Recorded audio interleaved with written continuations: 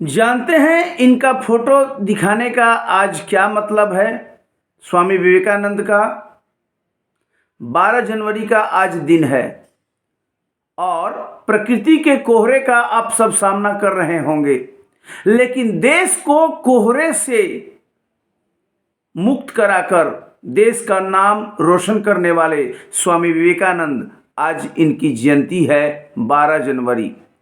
और इस अवसर पर पूरा विश्व अंतर्राष्ट्रीय युवा दिवस, इंटरनेशनल यूथ डे मनाया जाता है।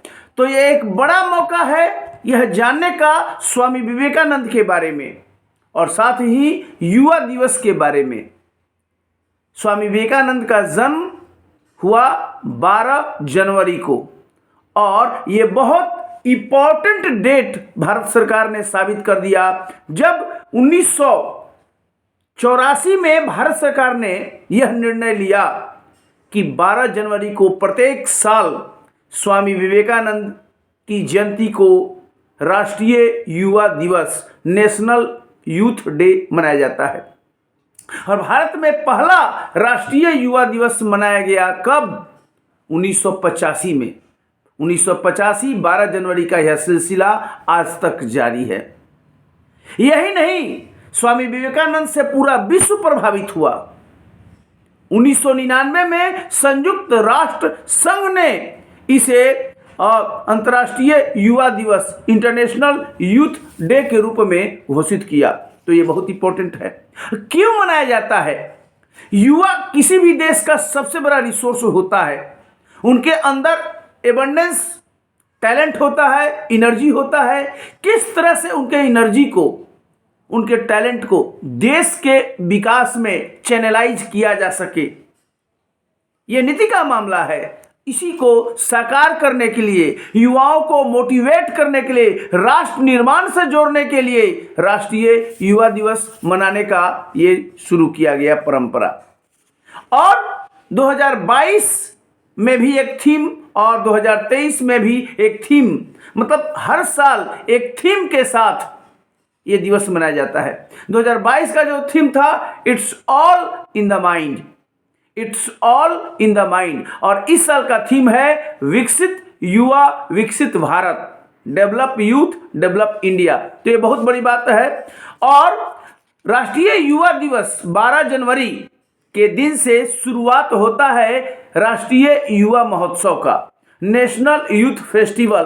5 दिन तक चलता है, हर साल होता है। 12 जनवरी से लेकर 16 जनवरी तक ये चलता है, 5 दिन का। और इस बार कर्नाटक के हुबली में ये चलता है। राष्ट्रीय युवा और खेल मंत्रालय के द्वारा और नेहरू युवा केंद्र के द्वारा ये महोत्सव होता है।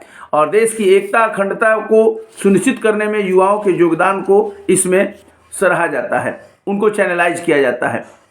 राष्ट्रीय युवा दिवस फोकस करता है यूथ पर। कोई भी देश कितना प्रगति करेगा ये डिपेंड करता है कि यूथ को किस तरह से आप आगे बढ़ा रहे हैं। उनका एजुकेशन, उनका एम्पावरमेंट, उनके सशक्तिकरण, उनको रोजगार देना, उनको उनमें राष्ट्र की एकता और अखंडता की भावना को भरना, तमाम सी बातें हैं। और इसके लिए एक नीति चाहिए, एक पॉलिसी चाहिए।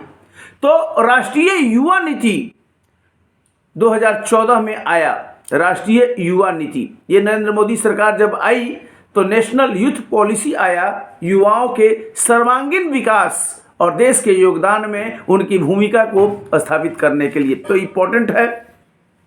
युवाओं के लिए प्रधानमंत्री कौशल विकास योजना है कि युवा अपना खुद का कौशल डेवलप कर सके। इसके अलावा शिखर सम्मेलन भी है, दिवस का भी विशेष बात है। लेकिन 12 जनवरी का दिन अटैच होता है स्वामी विवेकानंद की जयंती से भी।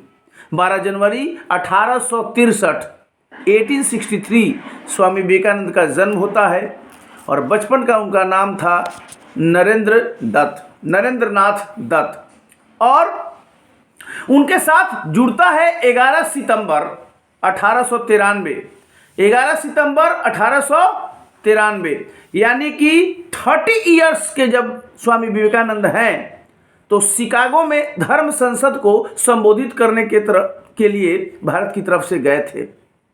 धर्म संसद सब लोग फेमस है, इस बात को जानता होगा। और भारतीय जानकर उपहास के दृष्टि से केवल 2 मिनट का टाइम दिया गया था उनको बोलने के लिए। और उन्होंने कहा था ब्रदर्स एंड सिस्टर्स, भाइयों और बहनों, और इस पर इतना ताली बजा था अगले कई मिनटों तक, इतना मतलब इस बात से कि आज तक ऐसा कोई बोला ही नहीं था brothers and sisters, American brothers and sisters. सब लोग इतना प्रभावित हुआ एकमात्र इस संबोधन से कि वो बोलते रह गए थे जब तक कि उन्होंने नॉन स्टॉप नहीं किया। आयोजकों ने उनको रोका नहीं, पूरे विश्व को भारतीय दर्शन, वेदांत और संस्कृति से उन्होंने परिचित करवाया। उनके वाक्य पटुता से प्रभावित होकर एक अमेरिकी महिला उसे शादी का प्रस्ताव दे दी। उनके मुंह पर कहा, मैं आपसे विवाह करना चाहता हूं। स्वामी जी बोले, मैं तो आजीवन सन्यासी हूं, मैं तो विवाह न करने का संकल्प लिया है, ये तो कतई संभव नहीं है। लेकिन आप ये बताएं, ऐसा आप क्यों करना चाहती हैं? तो कहा कि मुझे आप ही के जैसा एक पुत्र चाहिए। तो स्वामी विवेकानंद बोले, ये तो बड़ा ही सहज है, आप मुझको ही अपना पुत्र मान लीजिए। महिला निरुत्तर थी। स्वामी जी की जो वाक चतुरता थी, जो धर्म और अध्यात्म का ज्ञान था, वो अद्भुत था और पूरा विश्व ने इसको लोहा माना। 19वीं सदी के जो आध्यात्मिक गुरु और चिंतक रामकृष्ण परमहंस उनके शिष्य थे। स्वामी विवेकानंद के गुरु थे कौन? स्वामी रामकृष्ण परमहंस। और स्वामी रामकृष्ण परमहंस के चिंतन को आगे बढ़ाने के लिए रामकृष्ण मिशन की स्थापना किया स्वामी विवेकानंद ने। और उन्होंने शिक्षा पर बल दिया और चरित्र निर्माण पर विशेष बल दिया, कैरेक्टर बिल्डिंग पर बल दिया। 1897 में जो रामकृष्ण परमहंस की उन्होंने स्थापना की, उसका भी उद्देश्य था एक तरह से वैल्यू एजुकेशन। आज जिस तरह से एजुकेशन तो हो रहा है लेकिन वैल्यू खत्म हो रहा है, स्वामी विवेकानंद अत्यंत इसके लिए जागरूक और चिंतित रहते थे कि बिना वैल्यू का, चरित्र निर्माण का एजुकेशन खोखला हो जाएगा। इसलिए उन्होंने जो धर्म, संस्कृति, अध्यात्म सभी चीज़ों को उन्होंने एजुकेशन में शामिल करवाया और कहा कि इसके माध्यम से ही युवाओं का सशक्तिकरण हो सकता है। इम्पोर्टेंट है। 1902 में वेलूर मठ में स्वामी विवेकानंद का निधन हो गया और उनकी आत्मा शून्य में समाहित हो गई। पश्चिम बंगाल में है, आप सब जानते होंगे वेलूर मठ, और रामकृष्ण मठ और रामकृष्ण मिशन दोनों का वह हेडक्वार्टर है। तो राष्ट्रीय युवा दिवस का तात्पर्य स्वामी विवेकानंद के इस सिद्धांत को फॉलो करना है। अगर इनका आप किताब पढ़ें तो आपको लगेगा कि कितनी एनर्जी थी, कितना टैलेंट था और कितना कुछ कह गए ये अपने देश के बारे में। स्वामी विवेकानंद के सिद्धांतों से सच्ची शिक्षा तभी मिलेगी जब हम बात करते हैं कि देश की हमारी जो धरोहर है, अध्यात्म है, संस्कृति है, उसको कभी भी इधर उधर नहीं जाने देना है। तब बात आती है स्वामी विवेकानंद के बारे में कुछ करने की। तो हमें इन चीज़ों को जानना है और इन लोगों को बताना भी है, क्योंकि केवल एक दिन 12 जनवरी को राष्ट्रीय युवा दिवस मनाने से युवाओं का एम्पावरमेंट नहीं हो सकता। इसके लिए 24 घंटा 7 दिन 365 दिन तक युवाओं को स्वामी विवेकानंद की जो फिलॉसफी है उसे जोड़ना होगा, तभी देश आगे बढ़ेगा और समृद्ध होगा। बहुत बहुत धन्यवाद। Thank you.